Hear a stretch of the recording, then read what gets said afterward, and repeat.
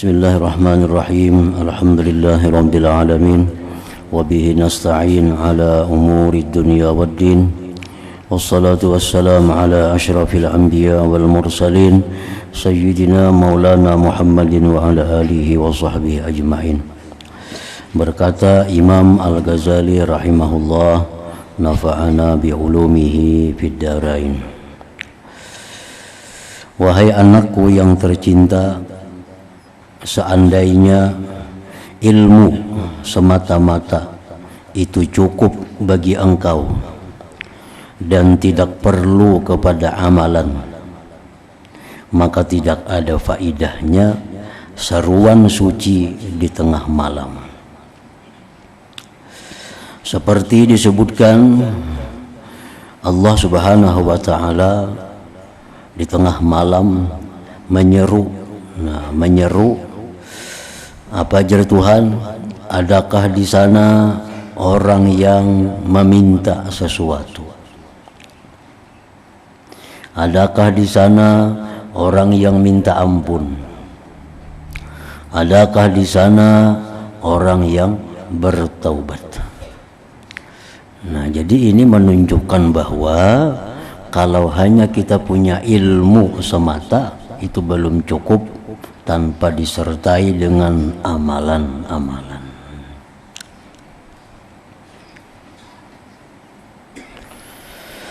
Diriwayatkan bahwasanya sebahagian daripada sahabat radhiyallahu anhum ajma'in menyebutkan tentang keindahan kepribadian Sayyidina Abdullah bin Umar radhiyallahu anhuma di sisi Rasulullah sallallahu alaihi wasallam. Artinya sahabat-sahabat Nabi ini memuji Abdullah bin Umar di hadapan Rasulullah sallallahu alaihi wasallam. Abdullah bin Umar itu orangnya bagus, orangnya ini itu, kebaikan-kebaikannya disebut oleh sahabat Nabi. Lalu baginda Rasulullah bersabda, ni'mar rajul huwa law kana yusalli bil lail. Artinya jar Nabi, Abdullah bin Umar itu sangat baik orangnya. Apalagi kalau beliau bangkit sembahyang di waktu malam. Ni'mar rajul huwa law kana yusalli bil lail. Ujar Nabi itu bujur, Abdullah bin Umar itu orang yang sangat baik. Law kana yusalli bil lail, jikalau dia sembahyang di malam hari. Nah, jadi di sini artinya Rasulullah sallallahu alaihi wasallam menganggap orang itu baik apabila orang itu sudah bisa, sudah mampu untuk sembahyang di tengah malam itu. Kayak kita berilmu, kita sosial, kita berbuat baik macam-macam, tapi kalau kita belum bisa untuk bangun sembahyang di tengah malam, itu masih belum lengkap kebaikan kita. Sebab jar Nabi apa? Ni'mar rajul huwa law kana yusalli bil lail. Abdullah bin Umar itu sebaik-baik laki-laki jikalau dia sembahyang di tengah malam.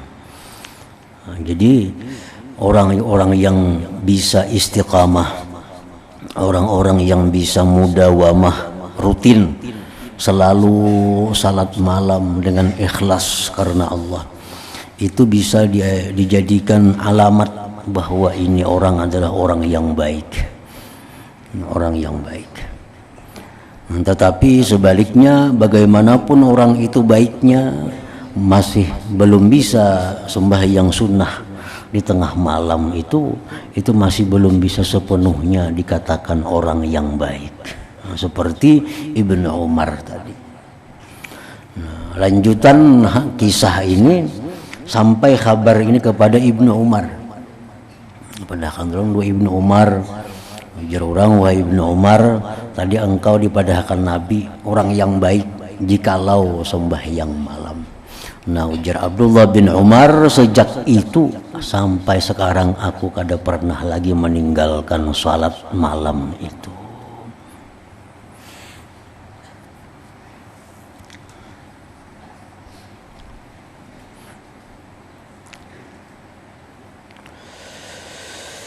Memang perkataan Imam Al-Hasanul Basri radhiyallahu anhu bahwa untuk melazimi mengistiqamahkan salat lail itu sulit kalau kita masih ada punya dosa-dosa yang besar di sisi Allah Subhanahu wa taala. Sulit kita,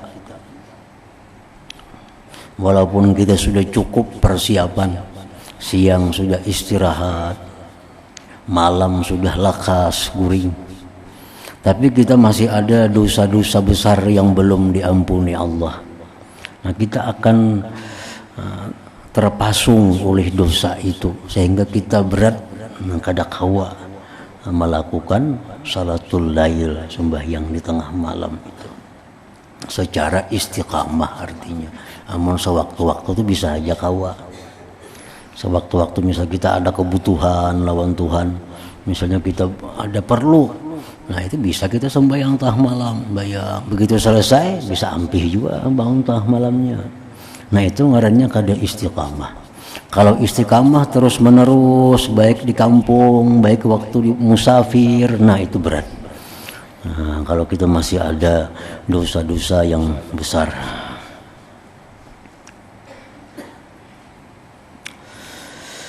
Dan Rasulullah sallallahu alaihi wasallam pernah berkata kepada salah seorang sahabatnya, "Ya fulan, la tuksirin nauma bil-lail. Fa inna kasratan naum bil-lail yad'u sahibah fakiran yaumal qiyamah." Wahai fulan, jar Nabi, janganlah engkau terlalu banyak tidur di waktu malam. Karena terlalu banyak tidur di waktu malam itu menjadikan seseorang fakir di hadapan Allah pada hari kiamat nantinya. Nah, karena qiyamul lail ini ibadah yang paling bisa kita harapkan. Karena waktunya tengah malam, kada ada orang nang tahu. Jadi ibadah kita yang bujur-bujur murni semata-mata karena Allah itu diharapkan dari itu bangun malam. Seperti perkataan Imam Junaid Al-Baghdadi, begitu Sidin wafat, ada yang bermimpi bertemu beliau, lalu ditanya kepada Imam Junaid, amal apa yang paling membanggakan di sana? Nah, dijawab oleh Imam Junaid bahwa ilmu-ilmu yang kumiliki itu tidak memberi manfaat. Nah, pelajaran yang kuajarkan kada aku dapati manfaatnya. Yang aku dapati manfaatnya itu disirin hanya beberapa rakaat sembahyang yang kulakukan di tengah malam itu. Nah, karena amaliyah kita yang kelihatan manusia ini itu sulit untuk mendapatkan keikhlasan. Nah, sulit mendapatkan keikhlasan. Nah, kalau sembahyang di tengah malam, siapa nang tahu? Kecuali kita seorang pada kita berana aja kada nang tahunya orang.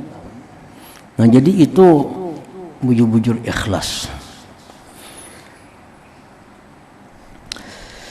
Nah, jadi artinya sembahyang di tengah malam itu dalam tahap pemula ya kada perlu banyak, walau rakaatain 2 rakaat itu pun cukup. 2 rakaat sembahyang antara pukul 12 sampai subuh tuh, jam 1 kah, jam 2 kah, jam 3 kah, jam 4 kah, walau 2 rakaat. Nah, dengan adanya kita itu, maka kita sudah tergolong dalam golongan orang-orang yang qiyamul lail. Akan jar Nabi, sembahyang malam itu da'bus salihin, itu merupakan gawian orang-orang saleh. Sembahyang malam itu adalah da'bus salihin, gawian orang-orang salih.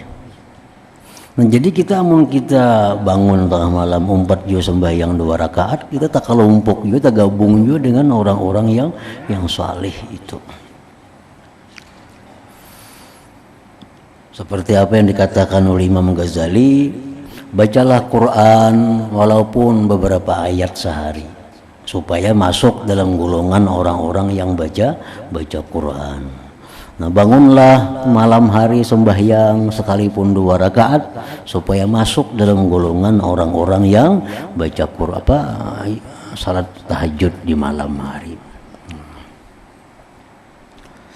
Di akhirat kan dipanggil oleh Allah di padang mahsyar, ada pengumuman dari Allah, mana orang-orang yang renggang belakang mereka di malam hari beribadah kepada Allah. Mana orang yang sembahyang tahajud, masuklah kalian ke dalam surga tanpa melalui hisab dan sebagainya. Itu hadis ada demikian. Di situ kan ada disebutkan orang harus sembahyang 100 rakaat, harus 20 rakaat atau harus 30 rakaat, walaupun 2 rakaat sudah masuk dalam panggilan siapa-siapa orang yang tahajud di malam hari, masuklah kalian ke dalam surga. Wahai anakku yang tercinta, hendaklah engkau selalu mengingati firman Allah Ta'ala, wa minal laili fatahajjat bih. Maksudnya, dan hendaklah engkau bangkit sembahyang tahajud pada sebahagian daripada waktu malam. Sembahyang tahajud. Dan firman ini mengandungi makna suruhan Tuhan. Wa minal lail fatahajjat, itu fi'il amar. Tahajjadu, nah itu kan fi'il amar, artinya perintah. Dan daripada malam hari maka engkau bertahajud dengannya. Tuhan kadang menyuruh harus 10 rakaat, harus berapa rakaat, 2 rakaat sudah cukup, masuk sudah dalam golongan orang-orang yang tahajud itu.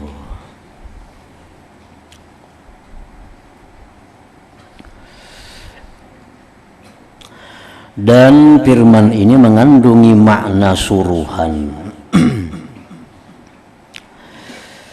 Wabil ashari hum yastaghfirun, surat Az-Zariyat ayat 18. Maksudnya, dan di waktu sahur mereka senantiasa beristighfar akan Allah. Dalam firman ini mengandungi makna syukur. Makna syukur artinya makna pujian Allah kepada orang-orang yang di waktu sahur itu minta ampun kepada Allah. Memang waktu yang paling bagus untuk tobat minta ampun itu adalah waktu menjelang subuh. Waktu menjelang subuh. Sampai-sampai Nabi Yakub pun beliau memintakan ampun kepada Allah terhadap perilaku anak-anak beliau kepada Nabi Yusuf alaihissalam. Nyisitin kena aku mintakan ampun. Arti kaina itu menunggu waktu sahur. Jadi waktu sahur itu waktu semacam khusus disediakan Allah untuk orang-orang yang istighfar.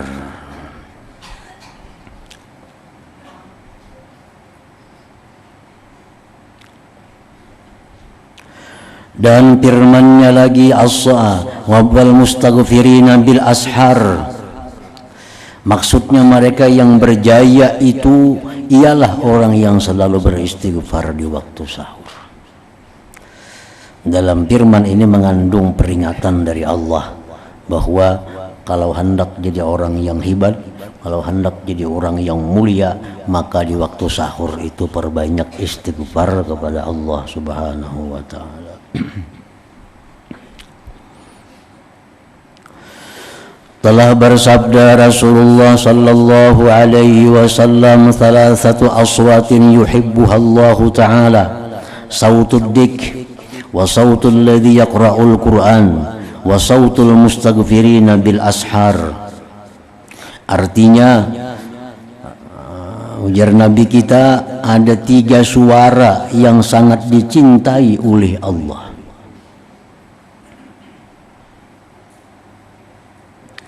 Suara ayam jantan yang berkukuk di waktu sahur.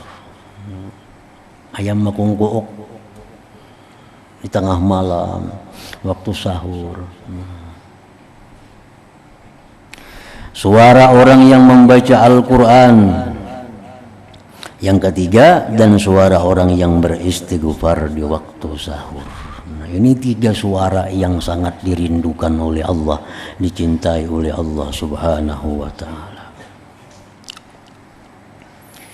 Dan berkata Sufyan Ats-Tsauri radhiyallahu anhu, sesungguhnya Allah ta'ala menciptakan satu angin yang berhembus di waktu sahur untuk membawa zikir dan istighfar kepada Tuhan Raja yang Maha Perkasa. Dan beliau Imam Sufyan Tsauri berkata lagi, apabila bermula malam, maka memanggillah suatu panggilan dari bawah arasy Allah. Hendaklah para abidin segera bangkit. Nah, ini hari masih sungsung lagi, belum tengah malam lagi, sudah ada panggilan di bawah arasy. Wahai orang-orang ahli ibadah, segera bangkit. Maka mereka pun bangkit dan terus bersembahyang dengan sembahyang yang banyak. Dan apabila sudah berlalu separuh malam, memanggil pula suatu panggilan dari bawah arasy tadi, hendaklah para qanitin segera bangkit, orang-orang yang taat kepada Allah. Maka mereka pun bangkit dan terus bersembahyang sehingga sampai ke waktu sahur. Dan apabila datang waktu sahur, memanggil pula suatu pemanggil dari bawah arasy Allah, hendaklah bangkit orang yang mau beristighfar. Nah, jadi bila waktu sahur itu ada panggilan dari malaikat di bawah arasy, wahai orang-orang yang hendak minta ampun lawan Tuhan, lah kasih bangun, ini saatnya minta ampun kepada Allah. Maka mereka pun bangkit dan terus beristighfar minta ampun. Dan apabila fajar sudah naik, azan sudah subuh. Nah, sudah azan subuh. Azan subuh. Dan apabila fajar sudah naik menyingsing, maka memanggillah oleh suatu pemanggil, hendaklah bangkit, hendaklah bangun mereka yang lalai kepada Allah subhanahu wa ta'ala. Orang bang subuh tuh bangun, sudah dianggap orang yang lalai, sudah dianggap orang yang lalai. Lalu mereka pun bangkit daripada hamparan mereka, laksana orang mati yang dibangkitkan dari kubur mereka. Jadi jangan sampai termasuk dalam golongan yang sudah orang bang hanyar bangun ini nah. Kada sampat napa lagi orang bang bangun, bisa kada sampat bersubuh berjamaah nih tuh. Orang bang bangun, bisa kada sampat lagi subuh berjamaah. Namun waktu sahur bangun masih sampat. Nah, sampat beristighfar di waktu sahur. Wahai anakku yang tercinta, adalah diriwayatkan di dalam wasiat Luqmanul Hakim bagi anaknya bahwa beliau berkata,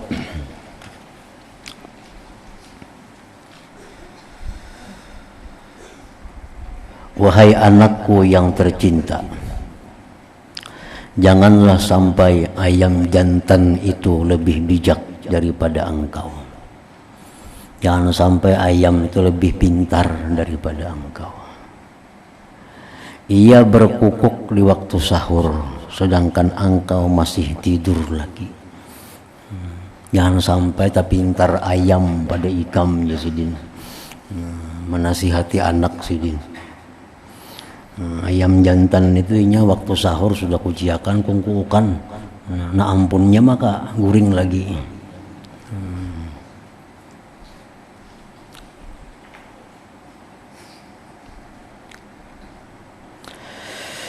Dan sungguh sangat indah sekali gubahan syair di bawah ini.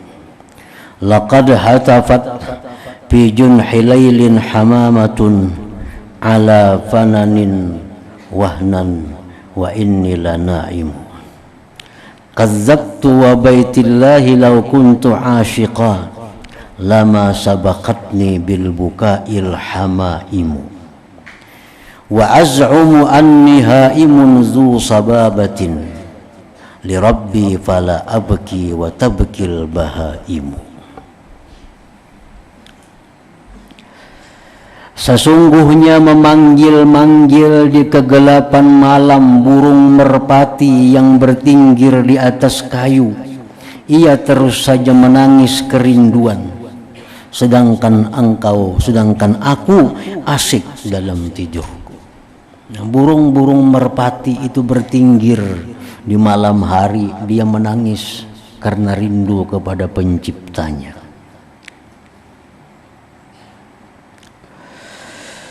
Bohong, sebenarnya bohong aku demi Tuhan yang memiliki Baitullah.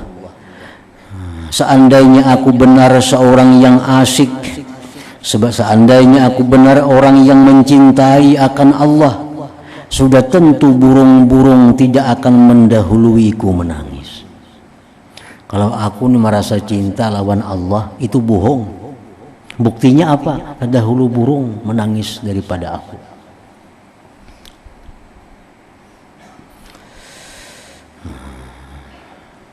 Aku mengaku bahwa aku seorang pecinta yang bersangatan dahaga untuk bertemu kekasih.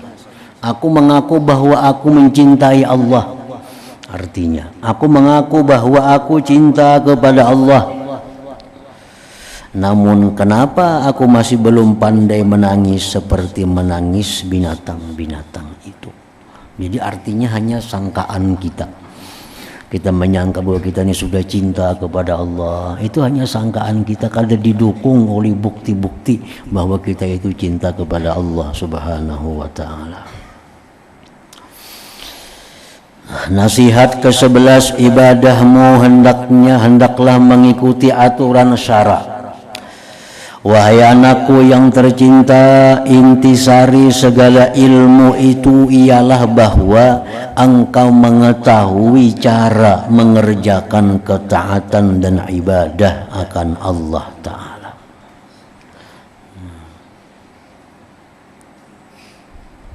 Jadi artinya ibadah itu kada selalu bisa dilakukan setiap saat. Ada saat-saat yang kita kada boleh melakukan ibadah tertentu di saat-saat tertentu. Jadi mesti tahu juga kita mantang-mantang baik baca Quran, baca terus Quran dalam jamban kau baca Quran juga, nah salah itu. Ada aturan-aturannya. Mantang-mantang baik sembahyang terus. Kada tahu imba asar, imba sembahyang subuh, sembahyang juga nah. Mantang-mantang baik puasa tiap hari, kada tahu hari raya puasa juga. Nah, jadi ibadah itu ada aturannya. Ada aturannya. Dan ibadah itu ada prioritasnya. Di saat ini yang utama ibadah ini. Ibadah lain kaina dulu. Kan ibadah banyak. Di jam ini yang utama ibadahnya ini, ibadah lainnya kada usah. Nah, jadi ibadah kita mesti sesuai dengan aturan syara. Ketahuilah bahwasanya taat dan ibadat itu ialah mengikuti aturan Allah Ta'ala pada segala suruhan, larangan dan perbuatan.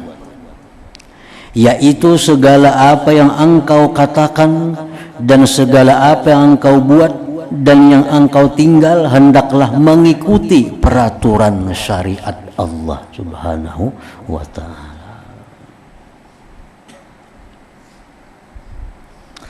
Kalau tidak, ia akan menjadi dosa. Nah, jadi dosa jadinya. Orang sembahyang sunat mutlak imbas sembahyang asar, jangankan pahala jadi dosa. Jadi dosa. Orang sembahyang sunat mutlak, sembahyang istikharah imbas sembahyang subuh jadi dosa. Orang sembahyang hajat imbas sembahyang subuh jadi dosa. Jadi ikuti juga aturan-aturannya itu. Seperti halnya bila engkau berpuasa di hari raya dan hari-hari tasyrik, maka engkau telah melakukan kemaksiatan. Melakukan kemaksiatan. Kada jadi berpahala, pada tujuan kita mencari pahala dengan puasa itu. Begitu pula halnya seandainya engkau sembahyang memakai pakaian yang dicuri, maka adalah juga berdosa. Walaupun pada zahirnya engkau telah melakukan suatu bentuk ibadah, tapi karena kada sesuai tata caranya, kada sesuai aturannya, maka ibadah yang mestinya jadi ladang pahala menjadi dosa. Nah, sembahyang kita ketinggalan sembahyang, ada ketinggalan sembahyang ini yang sengaja. Nah, ada ketinggalan sembahyang nang kada sengaja. Contohnya orang bang zuhur misalnya. Ini orang bang zuhur. Nah, sudah masuk waktu zuhur. Guring kita, guring. Sekali bangun orang bang maghrib, bulan puasa, puput berbunyi bangun. Nah, zuhur kada sembahyang, pada guringnya pukul 1. Dikira kita bangun aja tadi pukul 3, kalinya kada tahu lagi. Nah, lalunya wajib mengqadha nih, mengqadha 2 sembahyang. Nah, nang mana sembahyang nang wajib dahulu diqadha? Sembahyang zuhur. Kenapa? Karena dia meninggalkan zuhur tanpa uzur. Sudah tahu masuk waktu, kenapa kada sembahyang? Yang sembahyang pan dulu hanyar guring.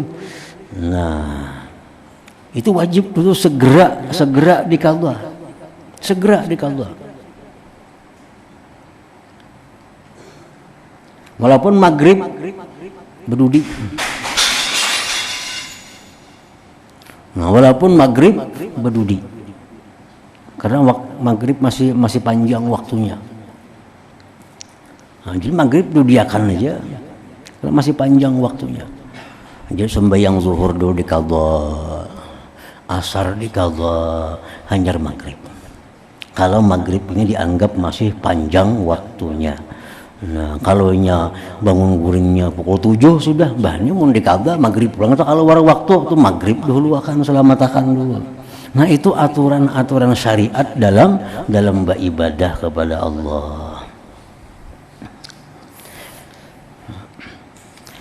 Wahai anakku yang tercinta, sayugianya perkataanmu dan perbuatanmu itu sesuai dengan peraturan syara. Karena ilmu dan amal yang tidak sesuai dengan aturan syara adalah sia-sia saja. Kalau jadi dapat pahala kita, nah justru sebaliknya dapat dosa. Kita misalnya berfitrah, nah berfitrah ini cukup saikungannya, beresnya segan saikung. Maka di fitrah ini kita seorang. Bini wajib juga dipitrahi, anak wajib juga dipitrahi. Nah, beresnya 3 liter setengahannya. Mengku pitrahi aku bini parai, pitrahi bini anak on aku parai. Nah agama kita mengatur ibda binafsika, mulai dengan diri engkau. Nah, pitrahi segan diri seorang dulu. Nah, seorang dulu pitrahi. Jangan mitrahi anak, jangan mitrahi bini, mencukup saikungannya, pitrahi untuk diri sendiri. Nah, bila kita mitrahi anak atau bini kita parai, nah kada jadi hasil kita.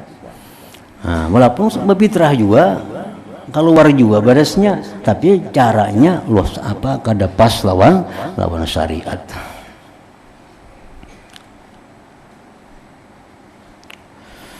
Dan sayugianya bagimu bahwa engkau tidak tertipu dengan perkataan yang aneh-aneh dan keterlanjuran perkataan ahli tasawuf. Nah, kita jangan hendak meniru-niru perkataan orang-orang ahli tasawuf yang sudah ma'rifat lawan Allah itu. Kadang-kadang mereka itu berkata-kata dalam keadaan di luar kesadaran mereka. Nah, orang-orang yang sudah tinggi kedudukan di sisi Allah itu kadang-kadang ucapan-ucapannya itu kadangkala dicerna oleh akal kita. Kadang-kadang kayak pina melamahkan beribadah ada juga. Kadang-kadang pina kada sesuai dengan syariat ada juga, karena mereka mengatakan itu dalam keadaan di luar kesadaran mereka karena mereka asik dengan Allah Subhanahu wa taala. Nah, itu jangan dituruti perkataan-perkataan orang itu. Nah, makanya biasanya setiap ada perkataan-perkataan orang-orang sufi yang kelihatannya melemahkan ibadah, yang kelihatannya itu bertentangan dengan syariat, itu biasa ada diterjemahkan oleh ulama berikutnya bahwa ini maksud sidin bukan kayak itu, bukan kayak zahirnya itu kada. Ini maksudnya ada macam ini. Nah, oleh karena itu diatur kita kada boleh membaca sembarang kitab-kitab yang dikarang oleh orang sufi itu. Kalau kita salah paham, kita salah mengerti sehingga kita melamahkan syariat Allah. Nah, melamahkan ibadah kepada Allah, melamahkan segala macam kebaikan.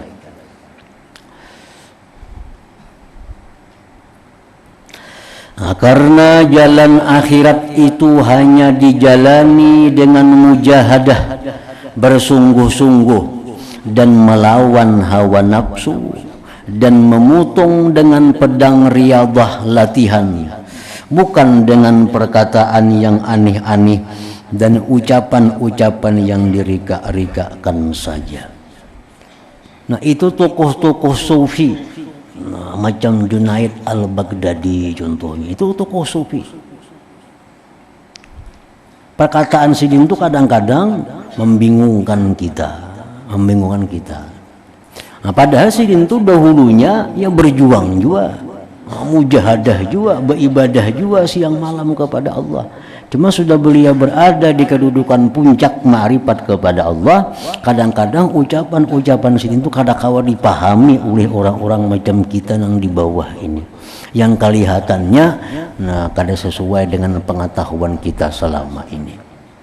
Nah, jadi Junaid Baghdadi kalau ikam berdoa jangan lawan Allah, berdoa lawan aku. Allah kada kenal lawan ikam ini siapa ikam. Itu ucapan yang sulit dipahami. Kan selama ini kita kalau berdoa lawan Allah, karena Allah maha mendengar, maha melihat, maha tahu. Junaid kada lawan murid-muridnya. Wahai murid, kalau kau berdoa, berdoalah kepadaku, panggil ya Junaid, wahai Junaid. Jangan kau panggil ya Allah, Allah kada kenal sama engkau. Nah, itu kan perkataan yang sulit dipahami. Nah, itu jangan kita pakai perkataan itu kalau kita kadang mengerti apa maksudnya oleh perkataan Imam Junaid al-Baghdadi itu. Dan perkataan itu bujur.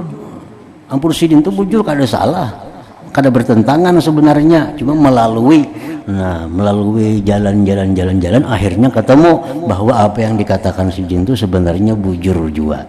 Nah, cuma jangan dicerna secara zahirnya.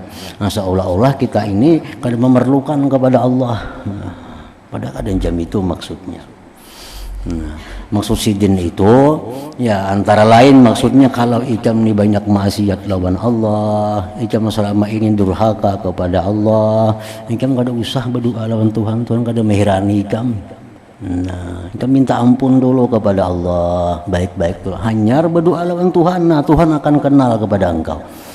Nah, amun ikam masih banyak dosa, ikam masih banyak maksiat, ikam berurusan doa aku aja, karena aku mintakan ampun kepada Allah. Nah, itu maksudnya. Nah, jadi jangan kita terkecoh dengan perkataan-perkataan orang-orang yang seperti itu kalau kita kadang mengerti apa tujuannya.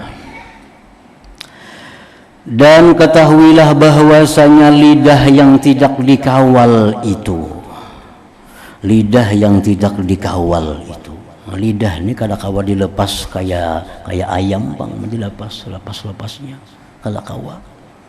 Nah, lidah ini mesti ada kendali. Kapan kita melepasnya, kapan kita menariknya. Sebab kalau kita mau ucapakan apa yang mau kita ucapkan, kita habis. Kada bisa amal lagi, semua habis dimakannya lidah kita itu. Nah, kita menggibah orang, berapa amal kita habis.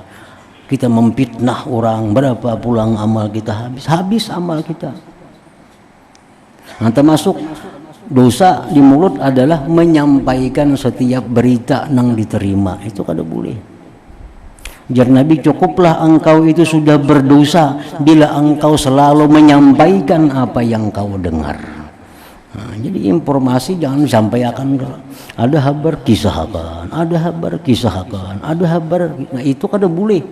Kalau macam itu jadi orang ahli dosa kayaknya jadinya. Nah, ada kabar dicerna. Boleh kan jadi sampaikan, mau sampaikan ada kada manfaatnya. Nah, itu maka ada setiap berita kisahkan, ada berita kisahkan. Nah, itu kayak suara kabar jadinya, mencari berita. Suara kabar gininya kada samuan dibuatnya, namun kada bagus itu.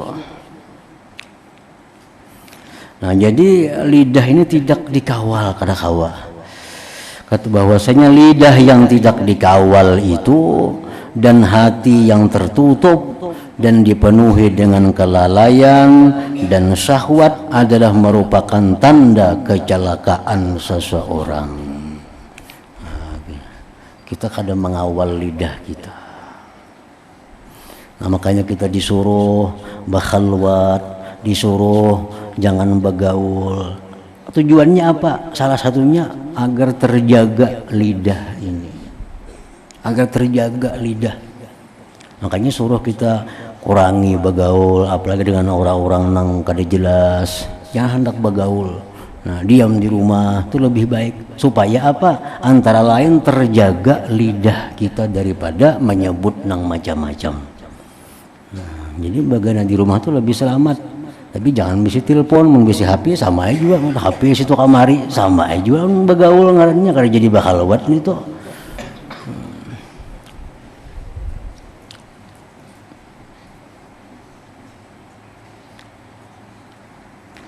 Dan apabila engkau tidak melawan nafsumu dan tidak bermujahadah dengan benar, maka sudah pasti hatimu akan tidak hidup. Nah, bila kita kada mujahadah, bila kita kada melawan dengan kehendak nafsu, kita akan mati hati kita. Dan tidak bermujahadah dengan benar, maka sudah pasti hatimu tidak akan hidup dengan cahaya ma'rifat kepada Allah Subhanahu wa ta'ala.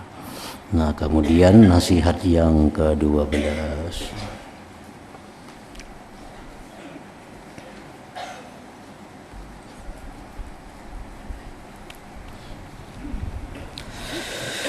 Afdalu dzikri fa'lam annahu Muhammadur Rasulullah, la ilaha illallah Muhammadur Rasulullah, la ilaha illallah Muhammadur Rasulullah, la ilaha illallah, la ilaha illallah, la ilaha illallah, la ilaha illallah, la ilaha illallah. Allah Allah Allah Allah Allah Allah Allah